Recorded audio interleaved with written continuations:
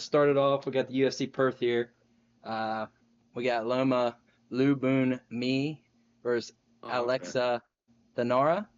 I heard, Yeah, what is it, DC? Uh, who's the other commentary that's kind of like real serious all the time? He's a real famous fighter, right? Dominick Cruz. yeah, I was about to say, Yeah, is Dominick Cruz doing this? I have no clue because he got pissed off at DC he kept calling her Lookboonmee. And he's like, it's not Lou, you got to pronounce it right. He's just real serious. He's kind of a douche, but Uh, she's 10-3. Last three fights that she's had, she won by decision against Estelia Nunes. She won by decision against Bruno Brazil, and she won by sub against Elisa Reed. Significant strikes. She's landing 3.87 and absorbing 2.47. She's Muay Thai. I like her a lot. A lot of people think Alexia's just going to be bigger and throwing her around. And I know that's probably the smarter side. Alexa Thainara, she is won her last fight by sub against Molly McCann, who has no ground game. Threw her around. Rear naked choke. By rear naked choke. She's won against Rose. Not even going to say her last name by unanimous decision on Contender Series. Watch that fight back.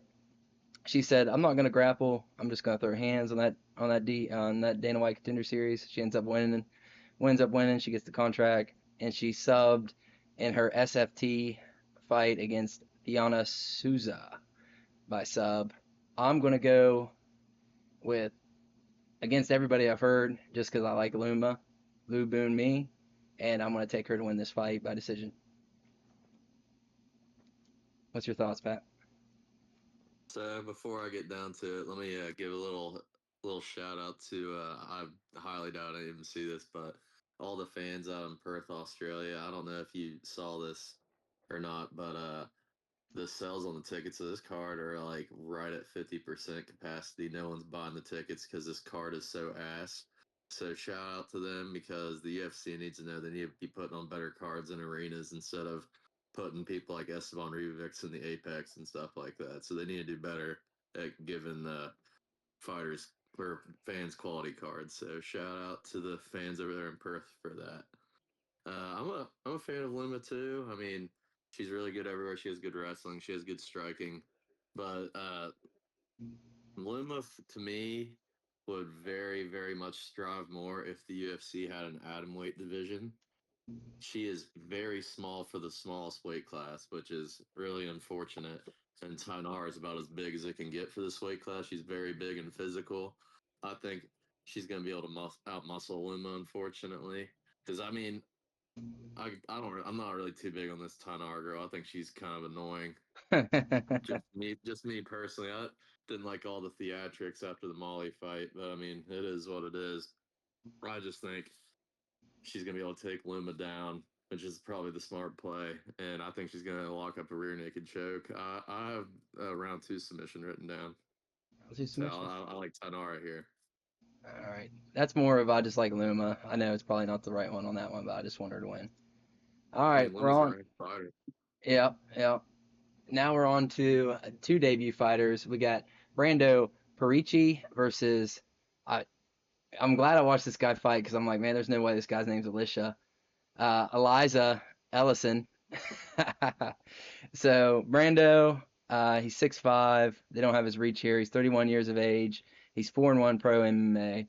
His last fight out, he won by TKO. The fight before that, won by TKO. And the fight before that, he lost by submission.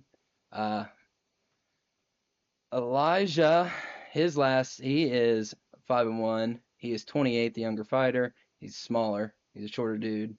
They don't have his height of reach, but I've seen him, and he is significantly shorter than the 6'5" Brando. He's won by TKO. He's got speed. He's got power. He's won by TKO, and he's won by TKO. And I don't think that trend finishes. I got Ellison winning by knockout TKO in this fight as well. What's your thoughts, Pat?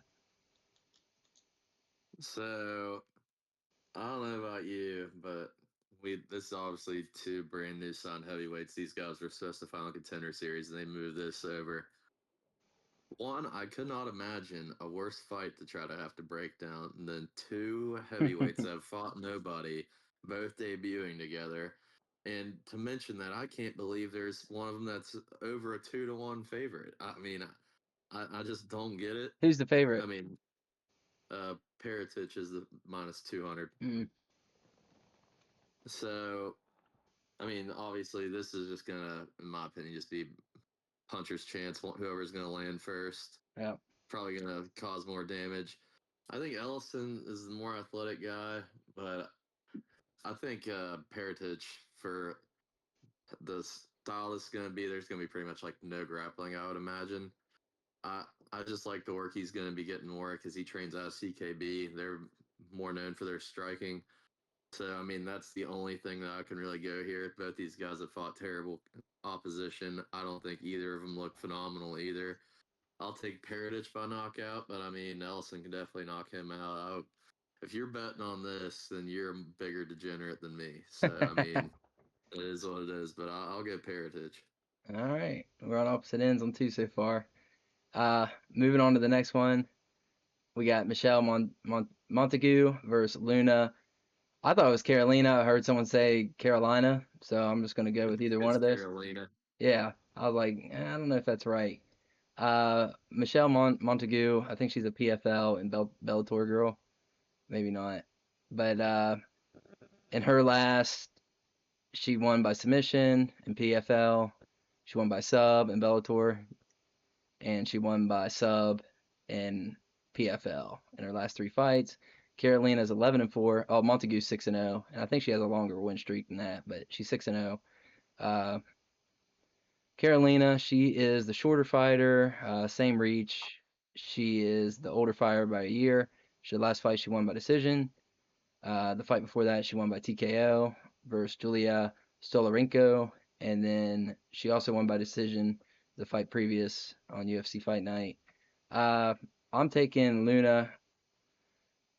Carolina in this fight. I know a lot of people think Michelle. She fought heavier in her other promotions and kind of slung, dominated there, grappling. I just think Luna's going to be crisp up, standing up, and I just think she's the better fighter all around. Nothing about Michelle Montague really impresses me, besides for her being a bigger girl. Uh, what's your thoughts? Dude, one of us is going to have the worst picks on the internet, dude, because we keep flipping on our picks. I mean, this fight, to me, whenever I first saw it, just immediately and saw the odds, just screamed fade to me. But I mean, Say the watching the odds. tape, I don't have the odds. You can say the odds on these. Montague is a minus 225 and the Damn. Carolina's plus 185. Okay. So I'm immediately thinking Carolina, and the more I'm watching, Carolina can definitely get taken down. She's gotten taken down by far less superior grapplers than Montague. And you mentioned the other fact that she is dropping down from 145. I think she's going to be able to be way stronger in there than Carolina. I do like Carolina's striking on the feet, like you said. But I mean, I just saw very suspect takedown defense from what I saw. And I mean, this Montague girl, I have no faith in her being like a championship level fighter. There will be fighters coming up the ranks that I do think will beat her, but I just don't see it with Carolina and her takedown defense. I'm actually going to go Montague round one sub, rear naked choke is what I would probably go with. Seems to be like a favored move, but so I'm going to go Montague by sub. Okay. I don't love that either. I hate picking debuters. Carolina can definitely win. This is I'm notoriously bad at picking Australian cards, so I mean I wouldn't be shocked if you're right. So we'll see. Yeah, I think Carolina's route to victory is she gets taken down, but she gets up pretty well. Uh, if she can wear Montague out and maybe get her in the late rounds, we'll see how cardio is, dropping weight, and seeing how Montague is coming in this one. Good point. So this one here, well, I don't know if we're on the same one here. This guy cracks me up. It's Colby Thicknesse versus Josias Musasa, Dana Contender Series guy. I watched him fight in that. What's his nickname? Something like Quick Knockout or Knockout Nightmare or something I think goofy. it's Knockout Wizard. knockout wizard or something like that. Colby Thicknesse is 7-1. His last fight out, he's the same age. He's a shorter fighter by an inch. 5-inch reach advantage for Josiah compared to Thicknesse. So Thicknesse has a shorter reach. Last fight out, he lost to Toporia's younger brother. Pretty good fight actually. He did pretty well against. Maybe Pat might think he might be overrated. I'm not sure of his opinion on Toporia's younger brother. What do you think about Toporia's younger brother, real quick? That's his older brother. It's his older brother. My bad. He's Yeah. littler. Maybe they're the same I weight. mean, he's got a big fight coming up in Qatar. I mean, it's hard to say because Thicknesse took that fight on 2 weeks' notice. It's hard to. I like to seeing that he could go 3 rounds and not fade or anything like that. Yeah. But he was looking a little desperate with the wrestling, so I'm interested to see what happens in Qatar with him. So I mean, for right now, I think he's pretty good. So All I right. mean, I don't Okay. hold too much water on Thicknesse for that. Okay. And his last fights were out of the octagon. He won by TKO and he won by sub.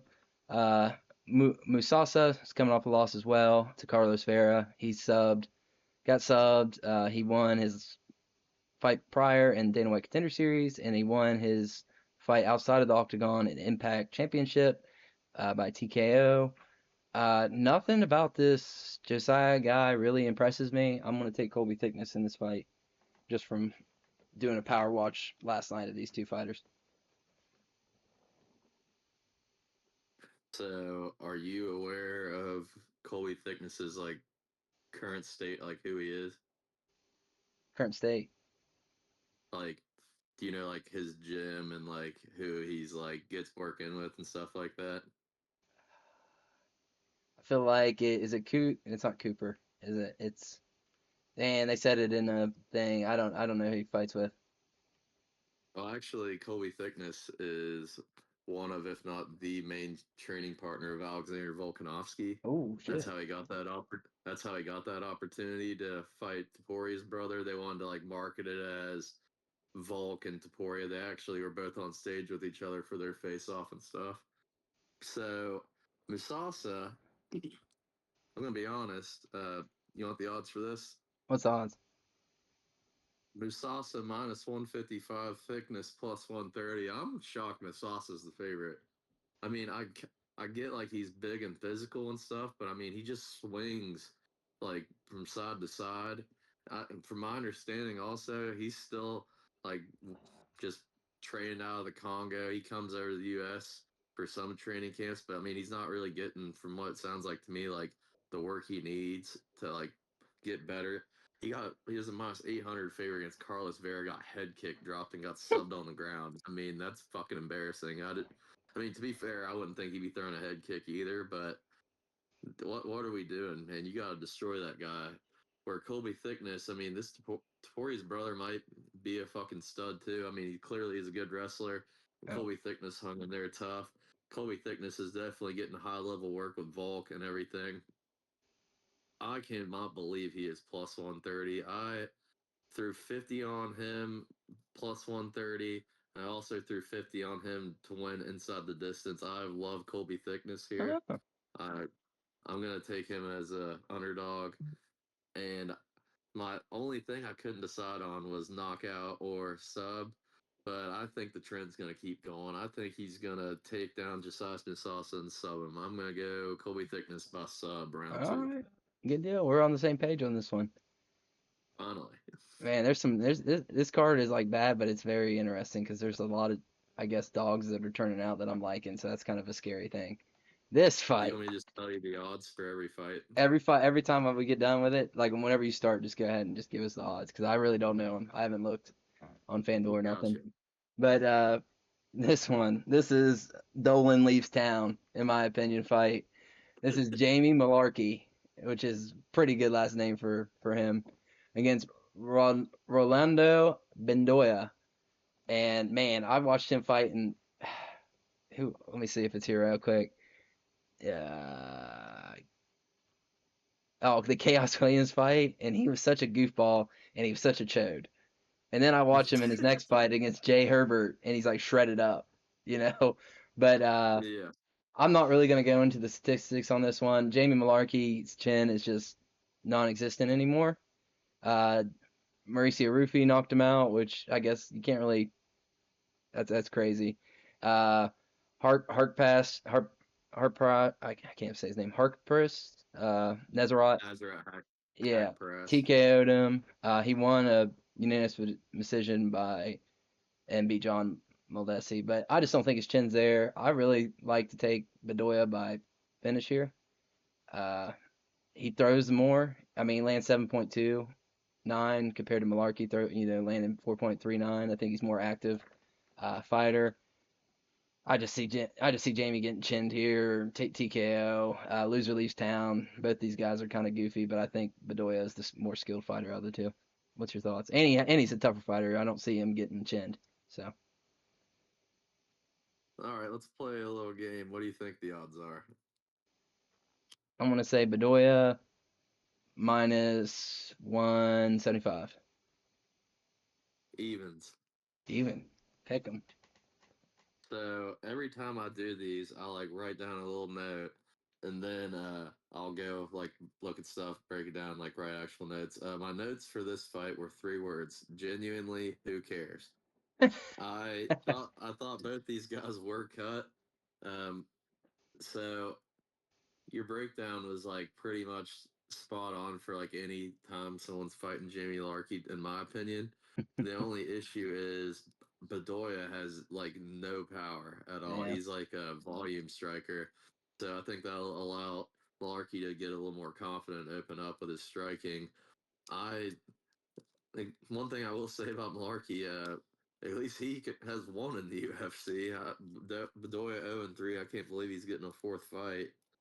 Uh, I just took Mullarkey by decision. I think this fight's actually going to wind up being one of the more fun fights on the card, honestly. Okay. But also another thing I really like is Mullarkey took a year and a half off. I just assumed he got cut and didn't think anything of it, but he was taking this time off to heal, getting. I'm sure he's getting good work in over there with the CKB and with Volk and everything. Okay. So I like Mullarkey by decision here. Obviously, this is the same thing as the heavyweight fight. If you're playing this, good luck, bud. But I'm gonna get Mullarkey. Alrighty. So we're gonna move on to the next fight on our card here. It is Jonathan. I've watched him so many times. Micalef. Micalef against Oban, the Welsh gangster Elliot. Uh, Micalef is 8-1. His last fight he won by decision versus Kevin on his debut after his win on the Contender Series by triangle choke, which was really impressive. He slept the dude, and that transition to it was really sweet and smooth. And then he beat Matty Bell and next by submission. Oban Elliott, the gangster, overrated as a wrestler in my opinion. He always gets talked about. They're both the same. Micalef has the longer reach. Oban's 12-3, around the same age, 26, 27. His last fight he lost to Heon Ko, and the fight before that he won by TKO against Hefes, and the fight prior to that he beat Preston Parsons, which I watched that one last night. I Micalef, I think, is going to kick this dude's ass straight up and down. I think it's just going to be a brutal beating. The dude's kicks to the body, head, whatever he wants to do. If he wants to take him to the ground and choke him out, Micalef's the real deal in the welterweight division. So I'm taking him. I'd love to see him finish Oban, to be honest with you. What's your opinion? I won't go as far to say Micalef's like the real deal, gonna make some like serious noise at welterweight yet. I gotta see a little more.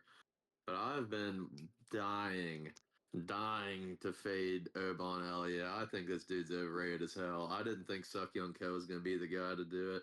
To be fair, when I was breaking down that fight, I just assumed your name's Korean Mike Tyson, you're going to strike. And then I found out after the dude's the first South Korean to ever win world Sambo champion. So he's a dominant wrestler behind the scenes, which I had no idea about. But regardless, Elliott's only path here, in my opinion, is by wrestling. and Jonathan Micalef is a very decent wrestler. So I don't think he's going to be able to get takedowns. And even if he does, I think Micalef's going to get right back up, and he's going to beat the shit out of Oban Elliott on the feet. Another surprising odds on this fight: Oban minus 120, Micalef plus 100. I like Micalef 30-27 Oban Elliott. I don't think it's going to be that close on the feet. I Micalef's the really like underdog? Micalef here. Micalef's plus 100 underdog. Oh my God. I'm shocked with a bunch of these odds. There's more to come, Holy shit. but I That's like crazy. Micalef as well. All right. Damn. All right, we're on to the next one. We got Cameron Rowston versus Andre Petroski. You want to talk about a fight I am not interested in watching at all?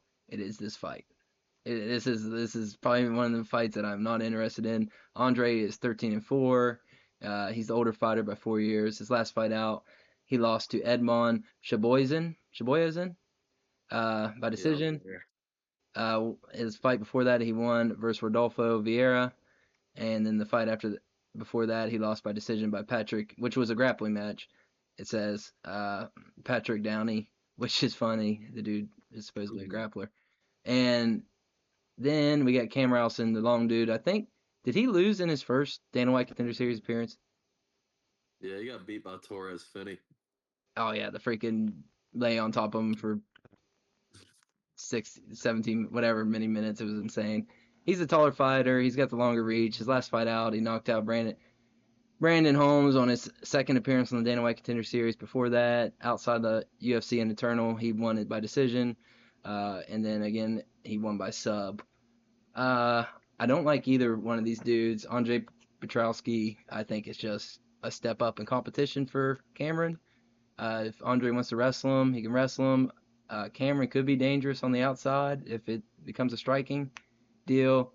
I'm just going to take Andre Petrowski on this one because I just think he's the more experienced and fought the better competition, and I don't think Cameron Ralston is that great of a fighter. So, well, for a UFC fighter, I don't think he's that great. So, what's your opinion?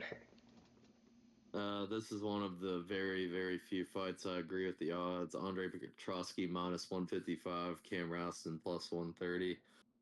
This just screams like a fight to me that I'm going to get wrong. I don't know why. It just feels like I'm going to get it wrong. But there's definitely a world where Rowston can KO Petroski. My thing is, I watched that Torres Finney fight, and if Torres Finney can just hold you to the ground, I'm assuming a guy with 8 UFC wins can definitely do the same. My issue is if Petroski can't get takedowns on him, Petroski can't punch his way out of a wet paper bag. He's one of the worst strikers I've ever seen in my damn life. So I'm a little worried about that. But the way Petroski's been winning fights recently that he has won is getting takedowns and holding you there. And I think it's going to be a little bit more of the same. I'm going to go Petroski by decision, just grappling based, boring as hell. Going to Yep. be a very boring fight unless Rowston sleeps him out early. So give me Petroski by decision. All right. So we'll move on to the next one. We got Navajo Stirling versus Rodolfo Bellato. Bellato? Is that how you say it? Bellato? Yeah.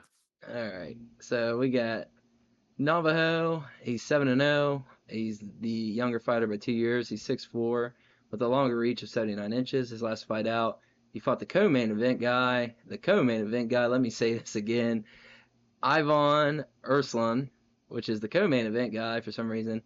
And then he fought Tukos, another very tough opponent. I say with sarcasm. And then to Contender Series, he TKO'd Philip Letou. Then you have Rodolfo. He's 12-2 in the UFC, age 29, inside 6'3", 77.5 reach advantage. Last fight out was a no contest versus Paul Gregg, where it was hilarious how that looked after the part. Draw with Jimmy Crute, which was pretty interesting. I watched that one. And then he TKO'd Ihor Pateria. Man, I really want to fade Navo Sterling. I just think Rodolfo Bellato is just too Stupid. stupid. Yeah, he's kind of stiff walking. Uh, Man, this is one that I feel like I'm going to be wrong on. I just feel like maybe Rodolfo ends up winning this fight, but I'm going to take Navajo Sterling in this one. I don't want to, but I think he's going to win the fight. What's your thoughts? So I'm not the most political person in the world, but if I had to compare Rodolfo Bellato's fight IQ to anything, it's Gavin Newsom thinking that he's gonna unite every American into voting for him for the next presidential election. I just view a toy monkey banging cymbals in his head. He's a fucking idiot. I was at that Bellato Craig fight live and watching that up kick and watching him flop around on the ground like a retard. I, I can never pick that guy again. I just can't do it. The thing with Navajo Sterling is this dude just annoys me, bro. Like you can easily knock these dudes out. Just do it. I don't know why he's always so timid, but I just see a world where I don't know. Did you watch Bellato's first contender series fight? I have no clue. I'd have to see it to know. He fought Vitor Petrino, and Vitor Petrino knocked him out. He like pushed him up against the cage and like took a step back and just got clipped on the chin. I think something similar can happen here. Bellato tries to rush forward, takes a step back, and just eats one right on the chin. If Navajo Sterling doesn't knock this dude out, I'm never going to take him by knockout ever again. I'm going to take Navajo Sterling by round two knockout. I feel even better about it seeing his grappling in his last fight that he can get takedowns if need be. He shouldn't be shooting takedowns on this dude, but the thought he might be like pump fakes a takedown or two, I definitely see Blot as the kind of guy to put his feet all the way down by or his hands all the way down by his ankles to block a takedown, get chin for it. So I'm gonna take Sterling round two knockout. Sterling's minus 145, Bellato's plus 200. So I like Sterling here, but I'm with you. I think Sterling is a big time fade in the near future, but I definitely cannot do it for this dude trying to win an Academy Award for acting in his last fight. So give me Sterling. All right, so we're on to the next one. We got Charlie the Cannibal Campbell versus Tom. We got another nickname, Train Nolan. Uh, Not Dolan, Nolan. Uh, Old so Nolan. Nolan is the bigger, longer fighter. He's 6'3". It's really only a half-inch reach advantage. His last fight, he beat Borshev by decision. At the fight prior, he bought Alex Reyes, the brother of the main event fighter Dominick Reyes, by decision. And the fight before that, he beat Victor Martinez by TKO. And then you got Charlie Campbell, who's 9-2. He's age of 30, 6'7", 2.5 reach. Last fight was over a year ago. He's been out of the UFC for over a year. He fought Trevor Peek. He won that by decision. The fight before that was a grappling match. Won that. And the fight before that was Alex Reyes again. So I might have been wrong about the two that fought him. These are the two that fought Reyes' brother, and he knocked him out. So I'm sitting there. This one was a little tough because I was leaning Nolan for a long time. But I think I'm gonna go with Charlie Campbell in this fight.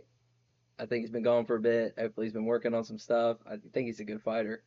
Uh, I'm not sold on Tom Nolan at all. So I'm gonna take Charlie Campbell in this fight, possibly by knockout. What's your So thoughts? odds: Tom Nolan minus 145, Charlie Campbell plus 120.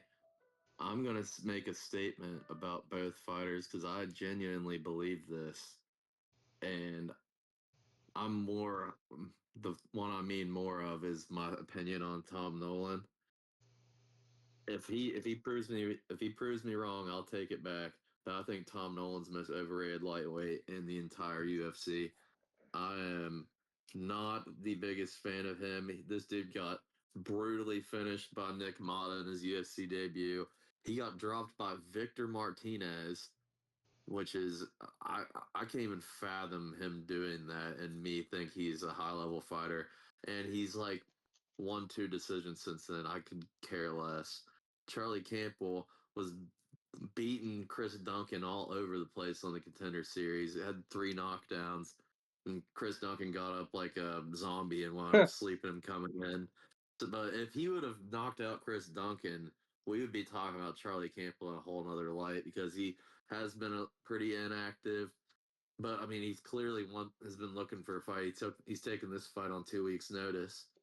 So I'm all in on Charlie Campbell. I think he's one of the most underrated fighters in the UFC. I think Charlie Campbell's very good everywhere. And if you're getting dropped by Victor Martinez, who is just a blob Mexican NPC, there's no way in my mind that Charlie Campbell doesn't find your chin. I think Charlie Campbell's going to knock out Tom Nolan bad.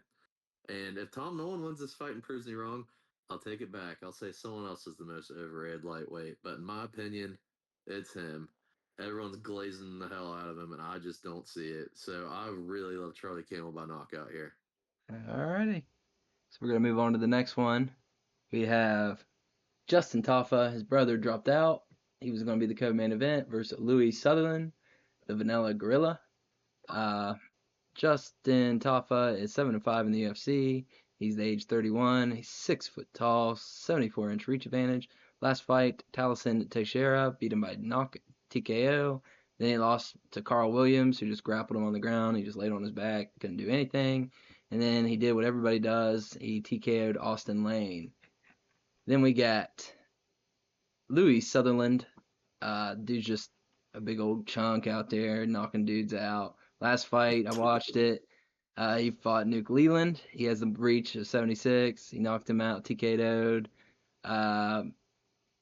Matsalam dos Santos, he won by decision. And the fight prior, he beat Luis Carlos de Brito by TKO. So I'm taking Louis Sutherland on this one. I'm tired of Justin Tafa. He hasn't done anything to show me. It's going to be a slug amount. Hopefully Louis sees the video and just lays on his fat ass on top of him. But I'm taking Louis Sutherland in this one on his debut. What's your thoughts? Bro, I saw his picture of his because you see his topology picture by chance? Yeah, just all traps. He's looking mad. His traps are like over his ears, dude. This dude's looking huge. And I saw his picture of him like at the place taking like the pre-fight pictures, and his traps have shrunk a lot. I'll say that. Less steroids. But Allegedly. oh yeah, but yeah, allegedly. But I said I'd never pick a Tafa brother ever again, no matter what, and I'm definitely not doing it here. Both these guys suck. It's another this heavyweight fight's lower level than the first one, and both those guys are debuting. But I've seen Sutherland throw leg kicks and shoot a couple takedowns. Good enough for me. My hot take, though, is I think this goes to decision. I'll take the Sutherland by decision. I could care less about this fight. But I wanted to throw a little sparkle on, or a little sprinkle or something on there. But Justin Tafa's minus 120, Sutherland's plus 100. I'll go Sutherland by decision. All right. I like it. So now we're going to move on to the legend Neil Magny and Jake Matthews. This fight was added recently, right, Pat? It's one of the newer fights. They've had a little time to prepare. I think it got added like 5 weeks ago, something like that. Oh, okay. I gotcha. So Neil Magny, he has 9 wins by knockout, 4 by submission. He's outlanding his opponent. He's a fun fighter to fight. We watched him fight Dos Santos, and we watched him get knocked out by Protez, and he got knocked out by Morales, which aren't bad. And they gave him a good one with the guy his age and during his in his time frame, the same level as Dos Santos. So we got to see him win that one at least. He's fighting Jake Matthews, who I believe's found something here. The Celtic King. His last fight, we watched it. He fought Chitty, and he won that one by submission. He's a BJJ guy. He knows how to stand too. He looks good on it. He won against Prado last fight, so he's on 3-fight win streak. He beat Rowe. Did he win the last one? And then he lost in decision by Morales. So I'm taking Jake Matthews. I like Jake Matthews. I think he's crisp on his feet. I think he can go to the ground. Neil Magny's tough, though. Can he figure out the puzzle? We'll see. I think this is a good fight for Jake Matthews. He needs to fight somebody up here, kind of Neil Magny's level. What's your thoughts here? I'm taking Jake Matthews. That cracked me up. You called Jake Matthews the Celtic King, and you got Celtic neither one Warrior. right. The Celtic Kid. Oh, the Celtic Kid. Yeah, Oh, close enough, Christ. though. I'm exhausted. I hear you, man.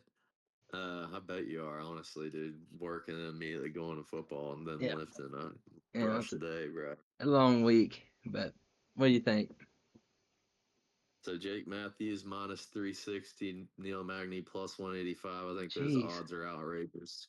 I think this should be like minus 200, minus 220 type deal. I've kind of view this fight as going like Neil Magny, Mike Malott with Matthews being Malott, but him not fading, if that makes sense. Like, I think he can do the same thing Malott was doing, like finding little boxing combos and leg kicking Neil Magny. The thing with Magny and these like younger guys, like he can just kind of like outcraft and vet him. Like he outsmarted D Rod on the ground. He can't do that with Jake Matthews. Jake Matthews is a very good wrestler. I have a lot more confidence in Jake Matthews than most of these guys, considering he's only 30 or 31. He's been in the UFC since he was 19, so he's been That's in the crazy. UFC for over 10 years. Yeah, this guy knows what he's doing. But Neil Magny, very hard guy to finish. Morales and Prates are the only two that come to mind recently that have done it. And those two dudes are top 5 level fighters in this weight class, in my opinion. I think Jake Matthews is going to win a pretty clear decision here. I'm going to go like 30, 27, 29, 28, pretty comfortably too. But him being the biggest favorite on this card is insane. Hey, Pat, I did hear something when I was listening to some stuff. I heard that the over 2.5 rounds is like minus 145. I don't know if it still is or Really? not, but I think it was at 2.5 rounds. It going over was probably the best play if you wanted to play it, and what your thoughts might be. I don't know. These Australian cards, man, I might fade them. All right, we're on to our next one with probably one of the more exciting fights, in my opinion, with Jack Jenkins and Ramon Tavares. So let me pick this up. Jack Jenkins, 13-4. He's age 31. Both fighters age 31. He's a shorter fighter by an inch, shorter reach by 2 inches, 68. His last fight out, he lost by sub to Gabriel Santos. Then he prior fight he beat Herbert Burns, which I don't know much about Herbert Burns, but I don't think he's too impressive from what I've seen. And then this cracked me up. So he lost TKO by verbal tap out whenever he got was it called wizard toss, and he put his arm out and dislocated his elbow. And the guy that did it like acted like he did something crazy. He's like flexing, like oh yeah yeah yeah, and the dude, I'm like dude, what a bum. Uh, you have to take a drink if they say Jack Jenkins has broke somebody's leg by kicking him in the leg, because they say it every fight. This guy's leg kicks are crazy. Uh, but then you got Roman Tavares. He's 10-3. Last fight he lost by Davy Boy Grant. I'm pretty sure we watched that fight, and I probably took Tavares in that fight. And Davy Grant said, "Not I so was at fast, my that friend." fight. Okay, yeah, I think I watched that one. And then Shiri City, he won and TKO by Cortavius Ramios. I'm taking Jack Jenkins. What's your thoughts on this fight? And you can talk about that fight you're at. Yeah, yeah. So Jack Jenkins is minus 280, Ramon Tavares minus or plus 225. But like this starts off with like the height, like that you mentioned. Tavares is you said the taller fighter by an inch, right? Yeah. I really hate this moving up a weight class. He's a bigger dude at bantamweight. I mean, he missed weight. I mean, lock the fuck in, brother. I mean, moving up where the dudes are your size isn't the move. I'm telling you. I think Jack Jenkins is gonna love this matchup where Ramon Tavares isn't gonna do anything but throw hands. That's all the dude does. So here's the you're not gonna like me saying this. Uh, the leg kicking thing with Jack Jenkins, I'm actually picking him to win by a leg kick knockout. Hell I yeah. don't think I think he's gonna bust up Ramon Tavares' legs bad. with his leg kicks because I Okay. don't think Ramon Tavares is going to be able to. What's the word I'm looking for here? Switch stances. I don't think he's going to defend leg kicks whatsoever. And I mean, Check it. I I don't I don't hate Jack Jenkins on the puncher side either on this matchup. I mean, I was at Tavares and Davy Grant. I mean, Davy Grant's a crafty vet. That's one of the best cards I've ever been to, and that definitely added to it. But I mean, I just thought in that fight, Tavares just didn't look like he was in the right realm. In my humble opinion, I think it's going to look a little bit similar here, up a weight class for him. I like Jack Jenkins by knockout here. Okay. So I like I don't Jack know what the Jenkins odds too. on that are going to be. I don't know what knockout odds are going to be, but I probably would be playing something in that round because plus 280 for someone is tough. All right. So we're gonna move on to our next fight, which is our kind of main event. We got Jimmy the Brute Crute versus Ivan Ursulan. Jimmy, he is 13-4. His last fight, he subbed Marcin Prachinio. Watched that fight with you. Prachinio. Holloway Poirier fight in July. Draw with Balato. And he lost by sub by Alonzo Minifield in their rematch. Then we got Ivan Ursulan. He's 14-5. He's 6'2", same height. He's got the shorter reach. Last fight, he lost to Navajo Stirling, who was on this card by decision. He lost to Kutabala by decision, and he beat Borgon Grinko in KSW. Was the last time he fought. He's not won in the UFC. I'm taking Jimmy the Brute Crute in this one, and I think this is the last time we might see Ivan Ursulan in the UFC. They got to make way for some other Contender Series guys. What's your thoughts? I want to take Ursulan by knockout so bad, but upon watching Navajo Sterling Ursulan and seeing how successful he was at getting takedowns, I just can't do it. I have to go Jimmy Crute by a sub here. I think he's going to be able to get the takedowns on the guy, which I hate because Ursulan is a fun fighter to watch. I mean, the dude's definitely not boring. I don't think he's UFC level, but I mean, he's never. In his two fights that I've watched, he's been entertaining in both of them, which is nice. But I think Jimmy Crute's going to get a first round sub here. And I actually don't think this is going to be very close. But I mean, if he doesn't get a takedown, he's in for a world of hurt on the feet, in my humble opinion, because Jimmy Crute's striking is barely better than Andre Petroski's. So it could be deadly if he can't get it to the ground. You might get that knockout. Might not be hedging a little bit with a little freaking TKA, with a little knockout, a little sprinkle, just to be safe. But wouldn't hate it. Yeah. All right. So now we're going on to the main event. Carlos Ulberg versus Dominick Reyes. Dominick is 5-14, 15-14. He's 35 years of age. He's 6'4", same reach, same height, both fighters. His last fight, he beat Nikita Krylov by TKO. The fight prior, he beat Anthony Smith by TKO. The fight before that, he beat Justin Jacoby by TKO. Then you got Carlos Ulberg, the Australian, right? He is 12-1. New Zealand, 12-1. Same height, same reach, 6'4", 77 to reach. Last fight, he won by decision by Jan Blachowicz. Beat Volkan Ozdemir by decision, and he TKO'd Alonzo Minifield. So, Ulberg versus Dominick Reyes. It's the main event, and I really like Dominick Reyes, and I know I really like Dominick Reyes. I really like him.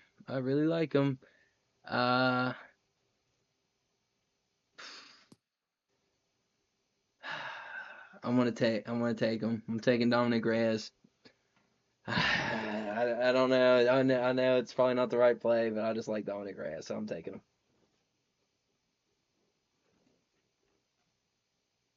I'm So to start off, Ulberg's minus 250, Reyes plus 200. A Oh, little geez. wide again, in my opinion. A little wide. And I want you to be right on this so bad because I genuinely hate Carlos Ulberg. He is one of the most annoying fighters to watch. I wish he didn't get that decision against Jan Blachowicz, but unfortunately he did. And now we're in a world where if he wins this fight, he's probably going to get a title fight. And I think he's just going to be boring as hell, leg kick at range, pick and jab, and fortunately, I'm gonna have to work in the morning, so I'm gonna be asleep when this fight happens. I'll just go that far. Hopefully, I'm wrong. I wake up and see a brutal Dominick Reyes knockout.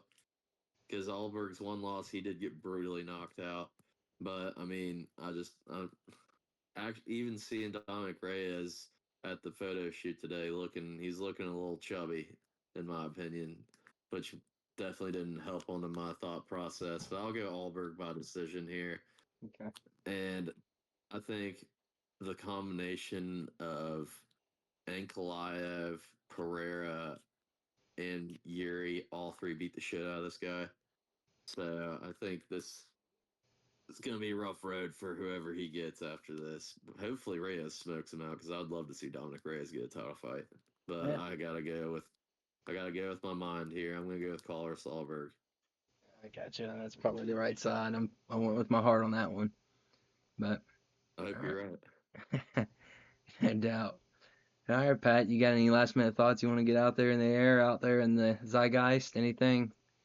We got our Bro, I shorts need to going out for Dana White Contender Series every week. Make sure you're looking at those. What are your thoughts? Anything? man, everyone online pretty much took a bath on the Contender Series this week. I saw a lot of people. I fortunately hedged one of those picks of mine and went first round knockout by the Lithuanian dude, and he wound up getting one. So fortunately, that went well. These cards have been so tough to predict, especially like there's been 3 heavyweight fights booked on the Contender Series, and all 3 of those or all 6 of those fighters, I've been 5 out of the 6 of the fighters all have been put in the UFC.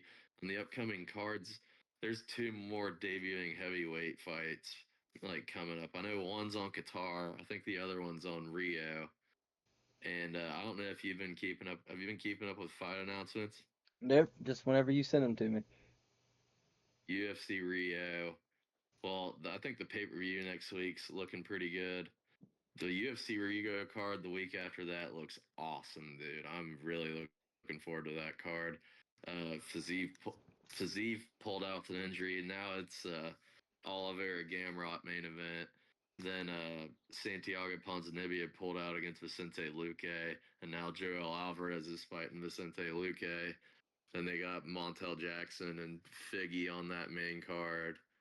And there was another big fight on that main card that's not coming to me off the top of my head, but that Rio card is unbelievably stacked. So get through this dumpster fire, and the whole rest of the year is looking like a bunch of fun fights. So Okay. that's good. All right. Well, Pat, let's enjoy some Thursday night football. Get some rest. I'm gonna be passed out here in the next 30 minutes once I get this situated and put up on YouTube. So take her I easy, bet you a brother. bird team wins tonight. Yep, Utah minus 10.5. It's up to 12.5. They're gonna win by 20. So that's a college football bet for you. 20's generous, bro. Yep, yep. All right, Hey, brother. you want a hot take before I leave? Let me hear it. Dude, Trinidad Shameless is going off on LSU, dude. I like that. I like that. I like his props. I I do. did a crazy. I did my alt right prop parlay, dude, and it's a big one. And I love doing props in college football. Even though one of the worst beats ever, Retzlaff, I had him throwing. I just needed him to throw for like 125 yards. The dude throws for 4 yards in the first half. 4? He threw for 4 yards in the first half against Ole Miss.